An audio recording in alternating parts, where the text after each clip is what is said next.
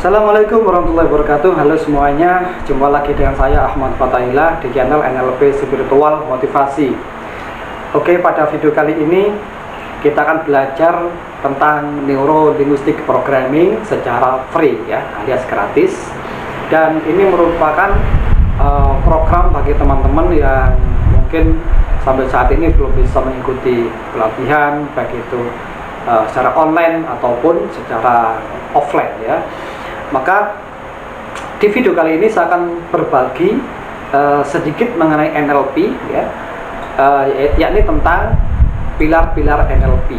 Nah, ini merupakan bagian yang amat penting di dalam NLP, yang mana bagian ini apabila tidak ada ya, atau apabila kita tidak menguasainya, maka kita tidak bisa mempelajari NLP lebih lanjut. Karena namanya juga pilar ya. Ya, ibaratnya seperti bangun rumah tanpa ada pilar, maka bangunan tersebut bisa rusak atau bisa roboh. Begitu pula kalau kita belajar NLP, harus tahu pilar-pilarnya atau tahu tiang penyangganya ya, supaya apa, kemampuan kita di dalam pembelajaran NLP ini bisa maksimal, bisa memahami dengan baik, dan terutama bisa mempraktekkannya dalam keseharian.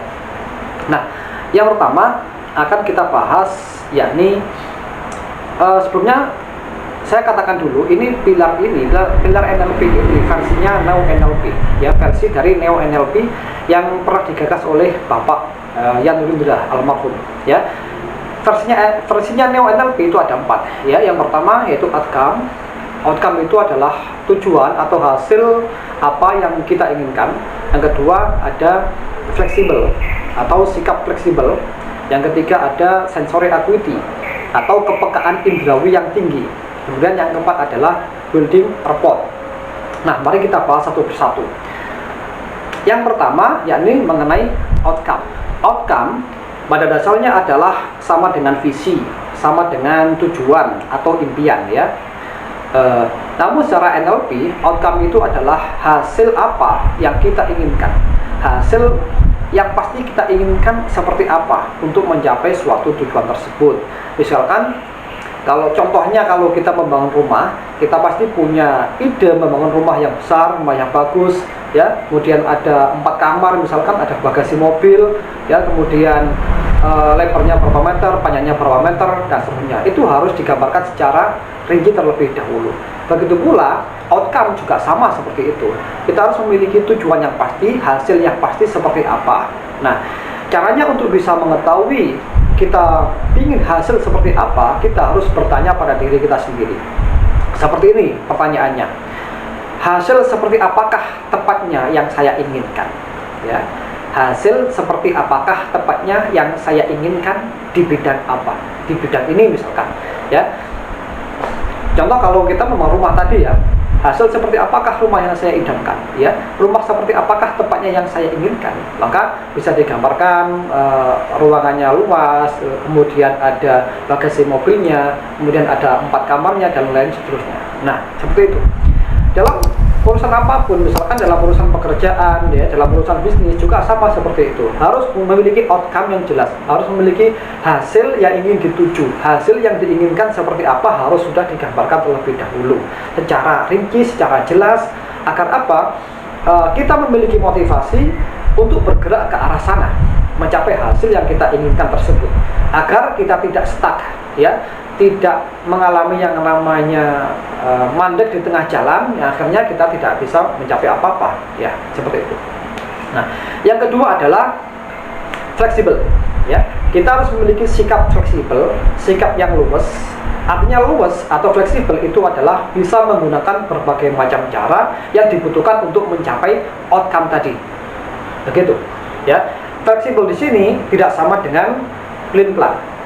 Kalau plain plan itu tidak punya prinsip, sedangkan kalau fleksibel itu punya prinsip. Fleksibel itu punya tujuan, punya visi ya, punya misi, dan memiliki outcome yang jelas. Sedangkan kalau orang plain plan itu nggak punya tujuan, nggak punya prinsip ya, akhirnya apa, hanya ikut-ikutan, kata orang si A, kata orang si B, dia ikut. Namun kalau fleksibel, kita bisa jadi ikut cara orang, ikut caranya si A, si B tidak ada masalah, ya. Selama itu bisa mendekatkan kepada hasil yang kita inginkan, selama itu bisa mendekatkan pada outcome yang kita capai, ya nggak ada masalah.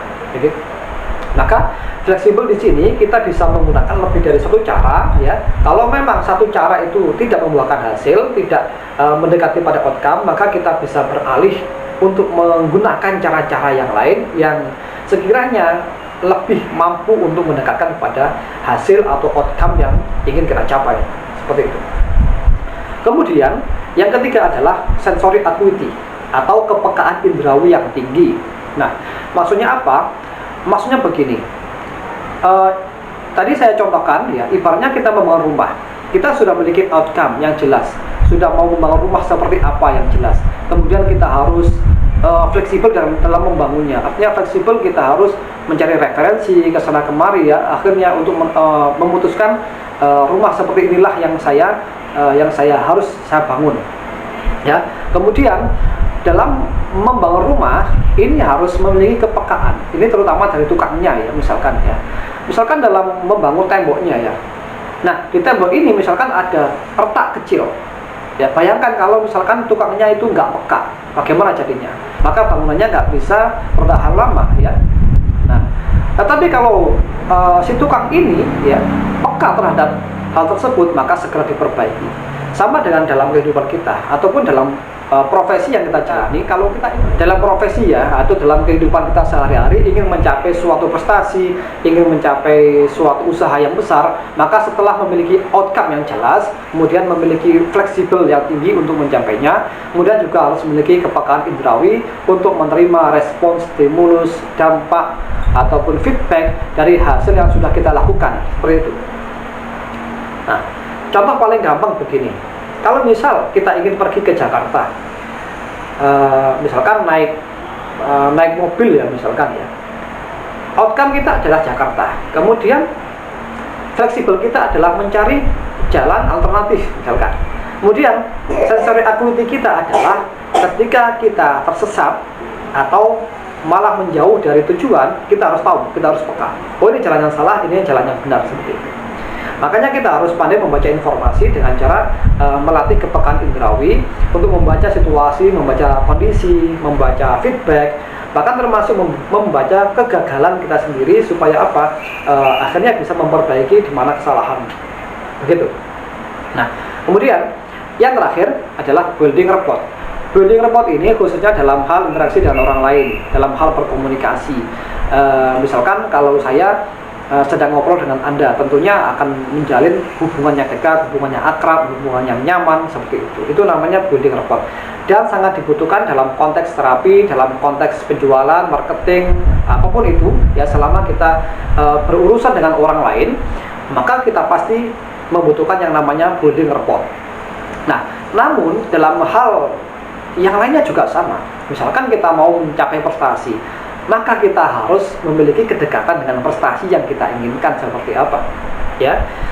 Contoh, kalau Anda seorang pemuda yang ingin menjadi TNI, ya, begitu mendaftar menjadi TNI, ya, Anda berhasil menjadi seorang TNI, kan, ya. Namun sebelum itu, jauh sebelum itu, Anda harus sudah memiliki visi yang kuat untuk menjadi seorang TNI, dan visi tersebut harus Anda merasa dekat dengannya, begitu. Artinya apa?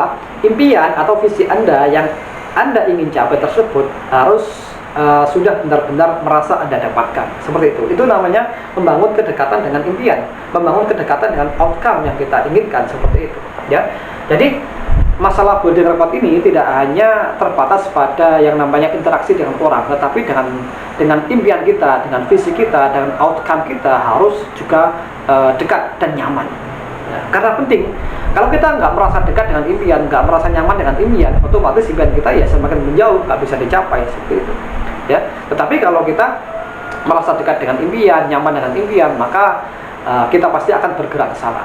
Ya, sama kalau kita sedang berinteraksi dengan orang lain, ya. Kalau kita merasa nggak akrab, nggak nyaman, pasti, ya, lama-kelamaan akan menjauh, akan berpisah, gitu.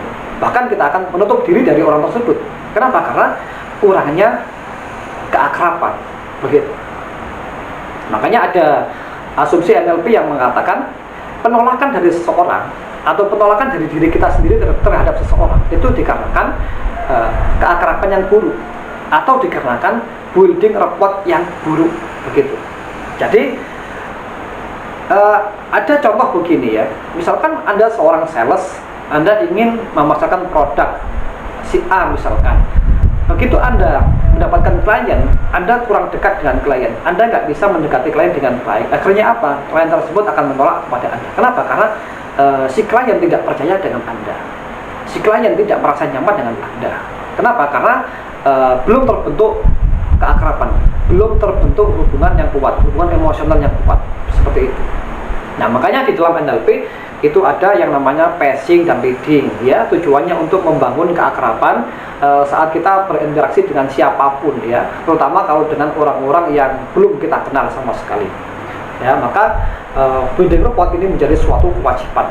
Nah, begitu pula kalau kita mencapai suatu prestasi, mencapai impian, mencapai outcome, kita harus juga merasa dekat dengan impian yang kita inginkan, merasa dekat dengan visi, merasa dekat dengan outcome yang benar-benar kita inginkan seperti apa, agar nanti kita semakin hari semakin mendekat, ya.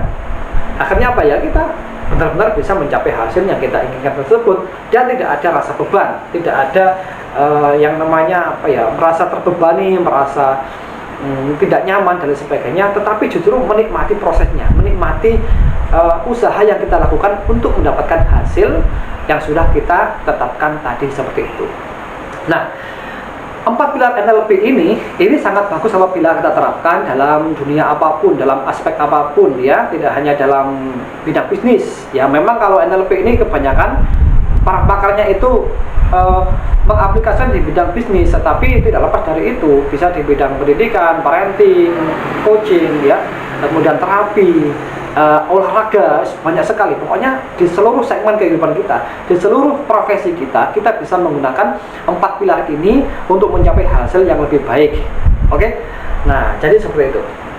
Baik, semoga bermanfaat. Kita ketemu di video berikutnya. Jangan lupa untuk subscribe terlebih dahulu. Terima kasih. Assalamualaikum warahmatullahi wabarakatuh.